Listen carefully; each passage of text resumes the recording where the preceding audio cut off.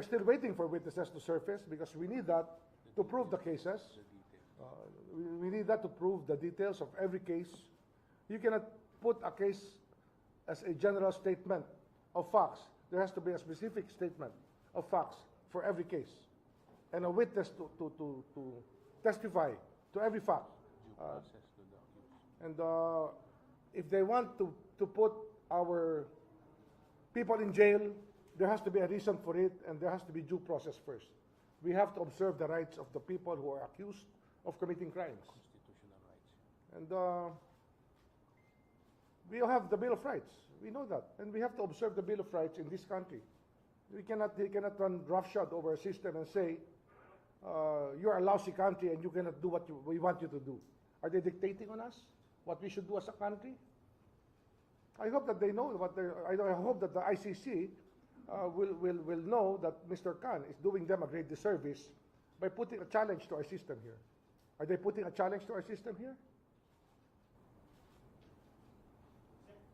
One aspect of the ICC prosecutor statement is saying that there are no prosecutions or investigations of higher level perpetrators, and the investigations are framed as isolated instances rather than as part of a larger pattern. Operational level naman yung evidence gathered. This kind of investigations that the ICC seems to be requiring according to the prosecutor. Who's talking? I don't know who's talking. Sino ba? Can you take off your mask when you talk, because I think you're talking to your mask. Can you say it again? Okay, sir. Sir, part of one of the aspects of the ICC prosecutor statement is saying there are no investigations of higher level officials, and also there's no investigation of a policy or a wider pattern of these killings. But is there anything under our laws that will require the DOJ to look at the pattern in this drug market? Because that seems to be the standard it is operating on. Well, we have to treat each case individually unless there's proven conspiracy to do something against humanity here. It's so easy to posit a theory, but very hard to prove it. So we have to work on each case individually in accordance with the evidence gathered. We cannot do more than that. Does he want us to guess and point to people who we do not have evidence against? Based on speculation. Does he want us to speculate about all of these unfortunate events that happened? Does he want us to speculate on who caused what and who did what? Our job in the Department of Justice is not to speculate. It is to establish facts, to prove a case. And of course, nothing is more important than the rule of law. So lastly, sir, for me, what's the next step? Because social devices, the government is deciding whether to file a reply. We will continue. We're continuing our inquiries. We're continuing our inquiries. We're continuing our investigations. We're not stopping. Challenge the witness. And Challenge the witnesses. well, we are hoping that there will be more witnesses to come forward. That's what we need here. Kung walang testigo, paano ang kaso? Do you think we should convict anybody based on a case that has no witnesses and no evidence? Ready to provide Ito yung protection. temporary na latest sinabi ng NBI witnesses are not available for a period of time. Yan ang problem. Mas ready tayo magbigay. Merong ano rito, meron kami isang Update. statement lang dito, no? Sinabi ng NBI sa amin. No? The investigation, ito, one case lang to, was temporarily closed for lack of interest or cooperation on the part of the possible witnesses and immediate family member of the family of the deceased to pursue the case for fear of life, among other persons. Among other reasons. No?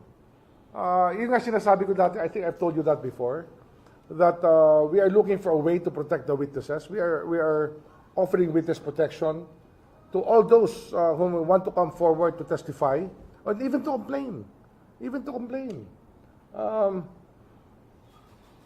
The witness protection program was set up specifically for this. The public money was put into the witness protection program so we can help people who have cases. It's working. And the witness protection program has worked very well for our country in the past years.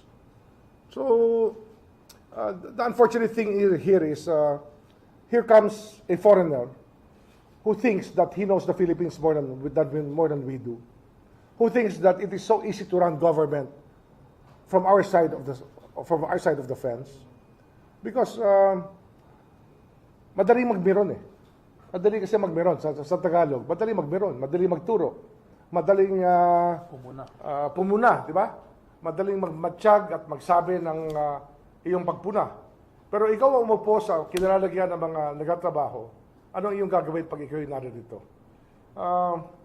It's very frustrating sometimes, but we cannot be frustrated. We cannot make this a reason for us to stop working.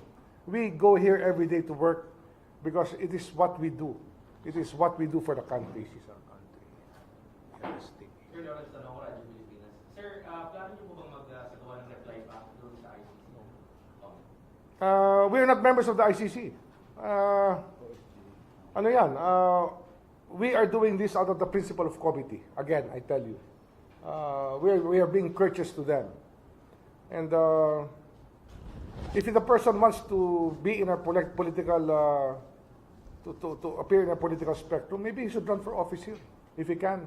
Acquire Philippine citizenship and run for office. Because as far as I'm concerned, he's not a Filipino. He's not occupying a position that can make us do things against the law. We follow the law in this jurisdiction, and it's Philippine law that we follow. Pero, sir, sa lima of GMA, sir, yun nga, you said that already. Pero, sir, sa tingin niyo po ba personally, dapat pa po bang mag-reply or hindi? Hindi na. Ito lang kasi, syempre, sa dami ng tanong na papasok sa atin, mabuti nang alam nyo yung sinasaloob natin at iniisip natin. We don't want to be hiding from anybody in this regard. We're just being true to ourselves to tell you the most candid thing that we can say about this whole thing. We're just being honest to you. Ano po mangyayari dahil hindi kayo mag-reply sa kanila? Hindi naman tayo kasama sa kaso na talaga di ba? We're not even part of the ICC. So what will they take over our country? Are they going to send peacekeeping forces here and take over our military and our police and start running our show for us? Are they going to take over our justice system? They cannot do that. Sovereignty. I don't think anybody here would allow that. Di ba? Sovereignty. Sir, speaking of witnesses, sir, ICC prosecutor, just wanted to raise yung question, yung questioning the genuineness of the DOJ investigation. Ayun daw walang attempt to interview witnesses. So can you say about Meron din 7 pending cases sa court. We have very good prosecutors working for the DOJ, and they all work on the same principle that we work with witnesses who can tell us what happened by their own personal recollection. There's a rule of evidence on that matter. So, if they want to ascribe a political motive, it's their problem, not my problem. No? We are doing our jobs here. Sir, Mel of PTV Sports, sir, balikan ko lang yung sinabi na kanina na more than 80 plus days na kayo in office. 88 days. Opo. Sir, sa 100 days ng Marcos administration, ano po yung mga masasabi yung highlights ng mga nagawa ng DOJ? I think that we're preparing our report now. We're preparing our report. But we are doing something about the justice system. From the NBI, that we are improving the systems by which the NBI is running, to prosecution service, the rules that we are putting forward. We are trying to improve Bucor in many ways possible. We are trying to decongest the jails. We have released prisoners, and there are more for release and for pardon and parole and probation. Transfer. The We're working on the transfer of the Bilibid to actually a transfer of the maximum security prison, or what we call the Supermax, into another area far from Manila, and we are now on the final stages of planning the regionalization of the prison system. So we do not maintain a super prison anymore here.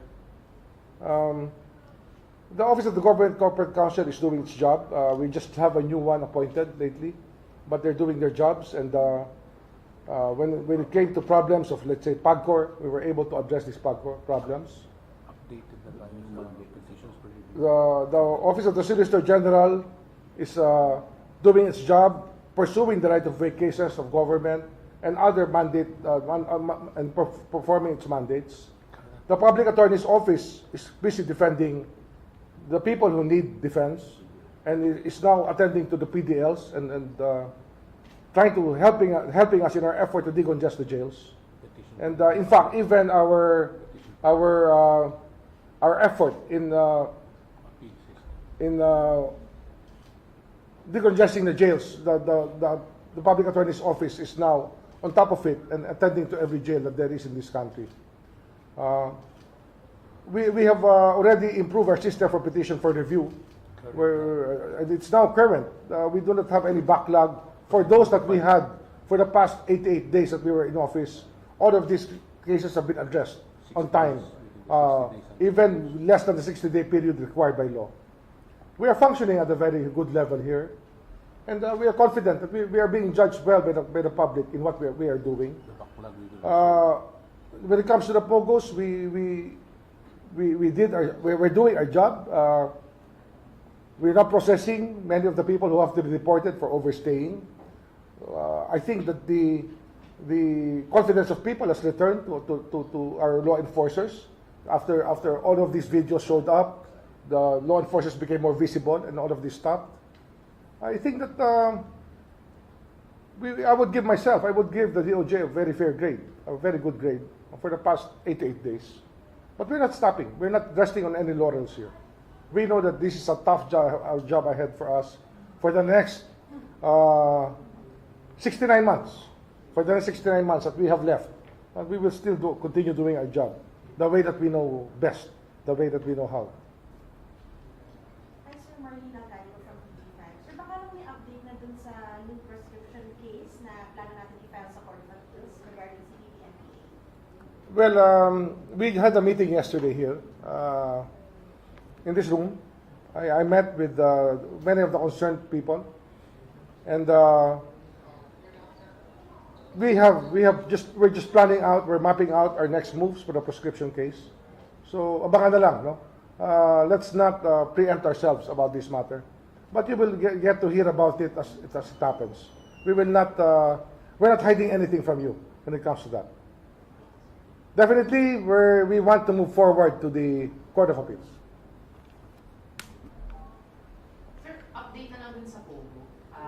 Deportation, ano na po sir yung mangyayari? Sabi nyo, last week of, ngayon, this week? Yes, October? our Bureau of Immigration is exchanging information now with the government of the People's Republic of China through their embassy about the identities of the people under custody. Once they have been vetted by the Chinese government, we can proceed to deport them because they have undergone summary deportation proceedings already. Tapos na yun. Tapos na yung summary deportation.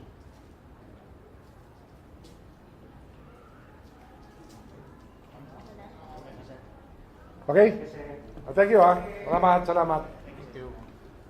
Belated congrats pala, sir, sa confirmation. Salamat. Thank you. Tapos na yung budget namin sa sa House level, tsaka sa Senate Committee, just the Senate plenary, which will be in November. After the break. Sir, sorry, dun sa deportation po ng mga Chinese na unang batch, ano sir yung plano nyo doon? Can we cover that, sir? Paano ba? You will be informed of that. I will not be here. I have to attend to a human rights conference in Geneva. So as it will happen, but Attorney Miko will keep you informed if there is any information to be shared. Hindi namin itatago sa inyo yan. We will share it with you. Okay? Sir, saka more of this. Gusto namin. Yeah. We can do this every month. We can do this every month. Sir, sorry. Bakit ano po yung represent ko sa Geneva? At kailan po? I have two conventions to attend to. One is for human rights, and the other is for the International Convention on Civil and Political Rights. September or October? October. There are two conventions that are 3 or 4 days apart, so I have to stay longer in the area. And I'm bringing them with me to help me out with the Philippine position.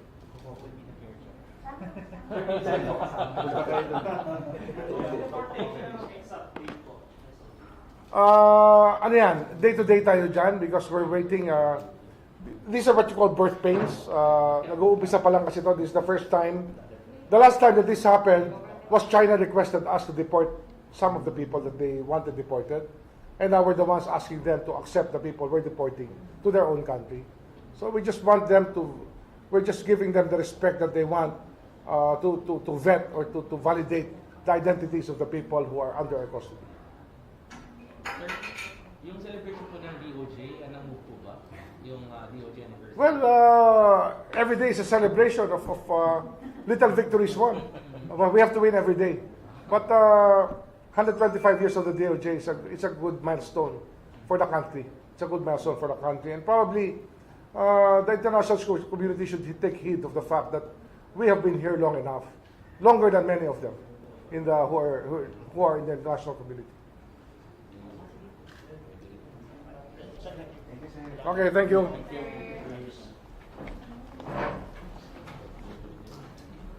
Okay. Sorry.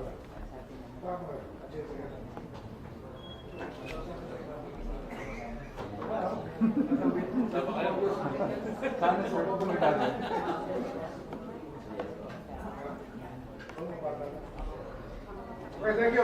Thank you, sir.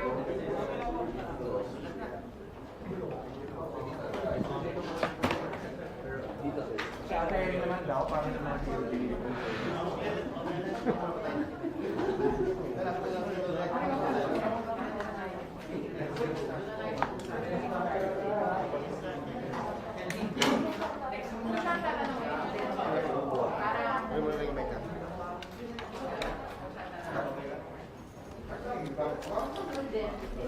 Kuya, naka-on ka naman. Humarap nga tayo. Baka asay mic, asay mic.